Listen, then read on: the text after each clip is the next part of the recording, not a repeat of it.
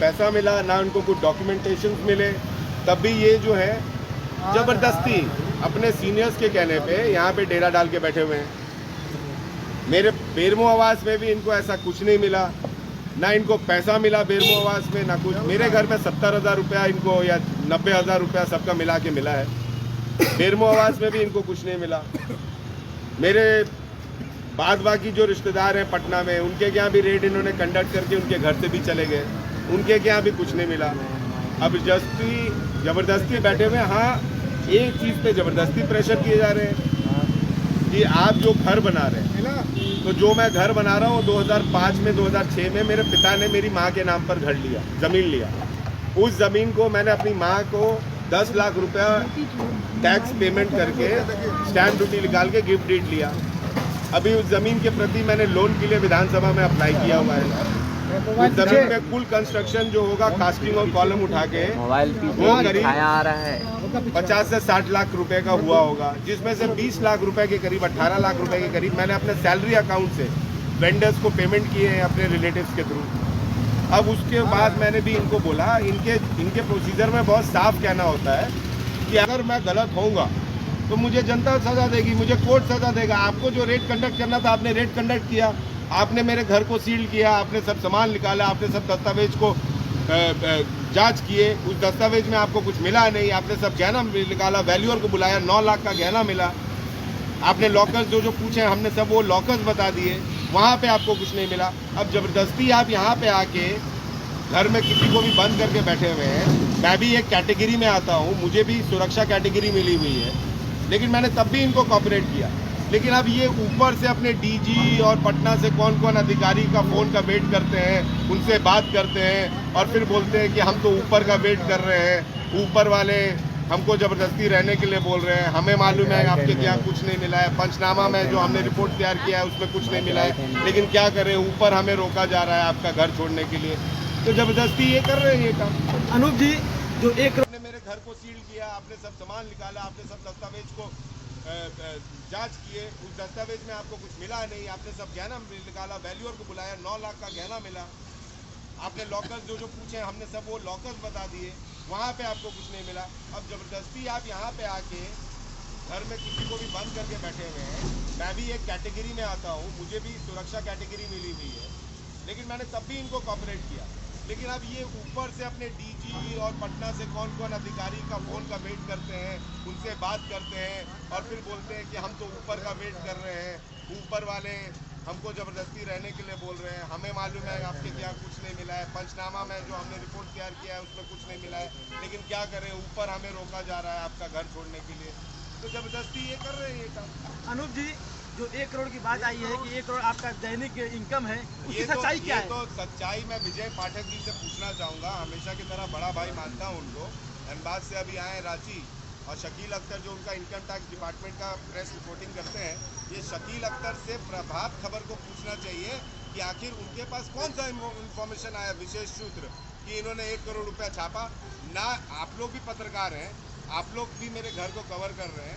Income tax department के किसी अधिकारी ने नहीं आके ब्रीफिंग दिया आपको कि मेरे यहाँ से पैसा मिला, मेरे यहाँ से दस्तावेज मिले, मेरा कोल का व्यापारी मैं हूँ या कुछ भी। लेकिन फिर किस आधार पर प्रभात खबर के रिपोर्टर ने छापा कि 1 करोड़ रुपया प्रतिदिन मेरी कमाई है।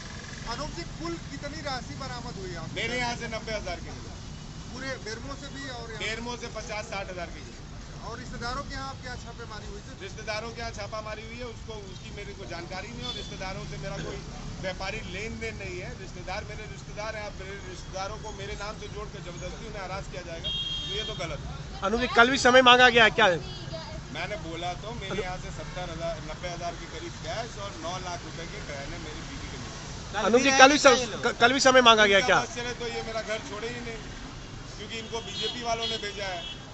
कल समय मांगा गया है। गांधी जी के कहने पे भेजा गया है, इनको हेमंत शर्मा के कहने पे भेजा गया है, इनको निशिकांत दुबे के कहने पे भेजा गया है। जब कुछ मिला नहीं इनको, इन्होंने सरकारी संपत्ति का दुरुपयोग किया, इन्होंने इतने पैसे बर्बाद किए रेड मारने में, रेड कंडक्ट करने में, और सिर्फ इसलिए क्योंकि मैं और प्रदीप यादव बहुत मुखर होकर बोलते हैं, और उस मुखर आवाज़ को बंद किया जाए ताकि हम लोग भी बीजेपी में शामिल हो जाए। ये साजिश थी इनकी, और जब इनको मिला नहीं तो अब इनकी छीछी लेदर हो रही है, तो जबरदस्ती और कुछ करके ढूंढ रहे हैं। तो बोल रहा हूँ कि अगर मैं गलत होऊंगा तो मुझे जनता सजा देगी, मुझे कोर्ट सजा देगा। आपको जो रेट कंडक्ट करना था आपने रेट कंडक्ट किया, कल को मेरे ऊपर जान की खतरा बने रहेगी। ना इनको कुछ पैसा मिला, ना इनको कुछ डॉक्यूमेंटेशन मिले, तब भी ये जो है जबरदस्ती अपने सीनियर्स के कहने पे यहाँ पे डेरा डाल के बैठे हुए हैं। मेरे बेरमो आवास में भी इनको ऐसा कुछ नहीं मिला, ना इनको पैसा मिला बेरमो आवास में, ना कुछ। मेरे घर में 70,000 रुपया इनको या 90,000 रुपया सबका मिला के मिला है। बेरमो आवास में भी इनको कुछ नहीं मिला। मेरे बाद बाकी जो रिश्तेदार हैं पटना में, उनके यहाँ भी रेड इन्होंने कंडक्ट करके उनके घर से भी चले गए, उनके यहाँ भी कुछ नहीं मिला। अब जबरदस्ती बैठे हुए। हाँ, ये चीज़ पे जबरदस्ती प्रेशर किए जा रहे हैं कि आप जो घर बना रहे हैं मिला, तो जो मैं घर बना रहा हूँ 2005 में 2006 में मेरे पिता ने मेरी माँ के नाम पर घर लिया, ज़मीन लिया। उस ज़मीन को मैंने अपनी माँ को 10 लाख रुपया टैक्स पेमेंट करके स्टैम्प ड्यूटी निकाल के गिफ्ट डीड लिया। अभी उस ज़मीन के प्रति मैंने लोन के लिए विधानसभा में अप्लाई किया हुआ है। उस ज़मीन में कुल कंस्ट्रक्शन जो होगा कास्टिंग और कॉलम उठा के मोबाइल पीछे छाया आ रहा है 50 से 60 लाख रुपए का हुआ होगा, जिसमें से 20 लाख रुपए के करीब 18 लाख रुपए के करीब मैंने अपने सैलरी अकाउंट से वेंडर्स को पेमेंट किए हैं अपने रिलेटिव्स के थ्रू। अब उसके बाद मैंने भी इनको बोला, इनके प्रोसीजर में बहुत साफ कहना होता है कि आप अगर कुछ जानते हैं तो बोल दीजिए जानते हैं, अगर आप कुछ नहीं जानते तो बोल दीजिए नहीं जानते। अब मैंने इनको बोल दिया कि भैया मैं नहीं जानता हूँ और जानता हूँ, अगर कुछ होगा आप मुझे डिपार्टमेंट बुलाइएगा, मैं IT डिपार्टमेंट आके आपको संबंधित जो भी दस्तावेज आप मांगिएगा अपने CA के थ्रू और अपने थ्रू मैं आपको अवेल करा दूँगा। उसके चलते आप मुझे 2 दिन से घर में बंद करके मेरे बच्चों को परेशानी हो रही है, मेरे लोगों को परेशानी हो रही है, और इस तरीके का ये कार्रवाई कर। अजय सिंह मेरे रिश्तेदार नहीं है। अजय सिंह एक नॉर्मल व्यक्ति है जो मेरा बेरमो में राइवल है। वो BJP के हैं, वो पिछले चुनाव में मेरे पिता का विरोध किए थे, उनके घर से मिला है। वो आपके पिता के काफी करीबी थे। मैं तो बोल रहा हूँ ना भैया, सुनिए तो, मेरे पिता के करीबी थे, लेकिन जब मैं पॉलिटिक्स में आया मैंने उनका विरोध किया। वो मेरे पिता को छोड़कर BJP ज्वाइन कर चुके थे। उनका लाखों फोटो जो है पूर्व CMD गोपाल सिंह के बेटे बादुल जी और सांसद चंद्रप्रकाश चौधरी जी के कैंपेनिंग में आपको मैं दिखा दूंगा। अच्छा, कल आए थे आपके आवास पे भाजपा की स्टिकर लगी हुई गाड़ी से पहुंचे थे। जी, निश्चित तौर पर आप लोग सबने देखा है कि जो भाजपा का स्टिकर हटा रहा था उसने भी BJP का झंडा पहना हुआ गले में। अजय सिंह के घर से जो पैसे मिले उससे आपको कोई लेना देना नहीं है। अजय सिंह के सवाल का जवाब दे दूं। अजय सिंह को मैंने अपनी माँ को 10 लाख रुपया टैक्स पेमेंट करके स्टैम्प ड्यूटी निकाल के गिफ्ट डीड लिया। अभी उस ज़मीन के प्रति मैंने लोन के लिए विधानसभा में अप्लाई किया हुआ है।